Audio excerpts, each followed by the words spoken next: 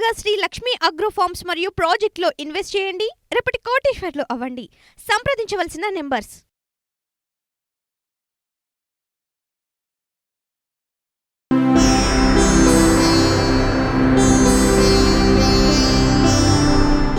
ఓం సదాశివసమారంభాం వ్యాసశంకరమధ్యమాం అస్మదాచార్యపర్యంతాం వందే గురుపరంపరాం. జ్యోతిషశాస్త్రాన్ని భావతరాల వారికి ప్రసాదించిన ఋషుల యొక్క పాదపద్మాలకి నమస్కారం చేసుకుంటూ, అలాగే నాకు ఈ జ్యోతిష విద్యను నేర్పిన గురువర్యులు జ్యోతిష బ్రహ్మ కీర్తిశేషులు శ్రీ ఏరంకి సూర్యనారాయణమూర్తి గారు, సూర్యశ్రీ దైవజ్ఞ గారి యొక్క పాదపద్మాలకి నమస్కారం చేసుకుంటూ, ఓం శ్రీ మహాగణాధిపతే నమః, శ్రీ గురుభ్యో నమః, హరి ఓం. వీక్షకులందరికీ నమస్కారం. ఆగస్టు నెల 25వ తారీఖు లగాయితూ ఆగస్టు 31వ తారీఖు వరకు ఈ వారం రోజుల పాటు కూడా ఏ విధమైనటువంటి గ్రహస్థితి ఉన్నది, అలాగే ఈ గ్రహస్థితి ఆధారంగా ద్వాదశ రాశుల వారికి ఏ విధమైనటువంటి శుభాశుభ ఫలితాలు కలగబోతూ ఉన్నాయో ఈ కార్యక్రమంలో తెలుసుకుందాం. ముఖ్యంగా ఈ వారంలో ఒక అద్భుతమైనటువంటి యోగము అనేటువంటిది ఏర్పడుతూ ఉన్నది. జ్యోతిషాస్త్రమందు సప్తగ్రహ మాలికా యోగానికి ఏ విధమైనటువంటి ప్రాముఖ్యత ఉన్నదో, షష్టగ్రహ మాలికా యోగము కూడా ఒకంత ఆలోచింపదగ్గ యోగంగా చెప్పవచ్చును. ఈ వారంలో ఈ షష్టగ్రహ మాలికా యోగం అనేటువంటిది సంభవిస్తూ ఉన్నది. మేషం మొదలుకొని కన్యారాశి వరకు. మేషమందు చంద్రుడు, వృషభమందు గురువు, మిథునమందు కుజుడు, కర్కాటకమనందు బుధుడు, సింహరాశి యందు రవి, కన్యారాశి యందు శుక్రుడు. మరీ ముఖ్యంగా రాహుకేతువులతో కూడా కలుపుకుంటే సప్తగ్రహ మాలికా యోగంగా దీన్ని అభివర్ణించవచ్చు. గతంలో ఈ సప్తగ్రహ మాలికా యోగాలు జూలై నెలలో ఒకటి సంభవించింది, మరలా ఈ ఆగస్టు నెలాఖరులో ఒకటి సంభవించింది.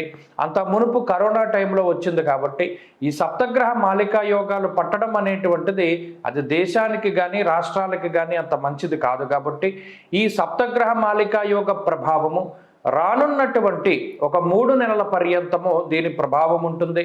తత్ఫలితంగా ఉత్పాతములు, ఉల్కాపాతములు, అలాగే ఏదైనా ప్రకృతి వైపరీత్యాలు లేదా మరి ఏ ఇతరత్ర చెదురుముదురు కొద్దిగా ఇబ్బందికరమైనటువంటి సంఘటనలు జరగడానికి కూడా అవకాశం ఉంటుంది.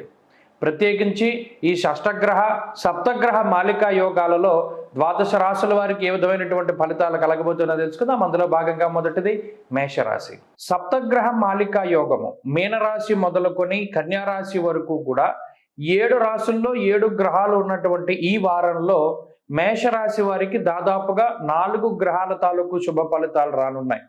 ప్రత్యేకించి ఈ రాశి వారికి జన్మరాశిలో సంచారం చేస్తూ ఉన్న చంద్రుడు, 2వ స్థానమందు ఉన్నటువంటి గురుడు, 3య స్థానమందు ఉన్నటువంటి కుజగ్రహము, అలాగే 4థ స్థానమందులో ఉన్నటువంటి బుధుడు. అంటే 1, 2, 3, 4 స్థానాల్లో గ్రహాలు యోగించడం అనేటువంటిది ఈ సప్తగ్రహ మాలికా యోగంలో ఒక ముఖ్యమైనటువంటి విషయంగా చెప్పవచ్చును.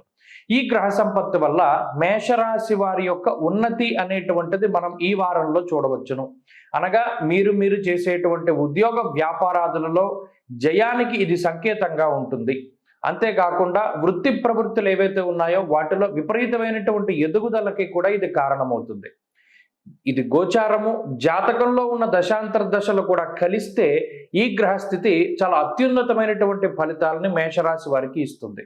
ప్రత్యేకించి 3య స్థానంలో కుజుని యొక్క సంచారం ఈ వారంలో ప్రారంభమవడం, ఈ మాలికా యోగంలో 1, 2, 3, 4 స్థానాల్లో గ్రహాలు యోగించడం చాలా అరుదుగా సంభవించేటువంటి విషయాలు.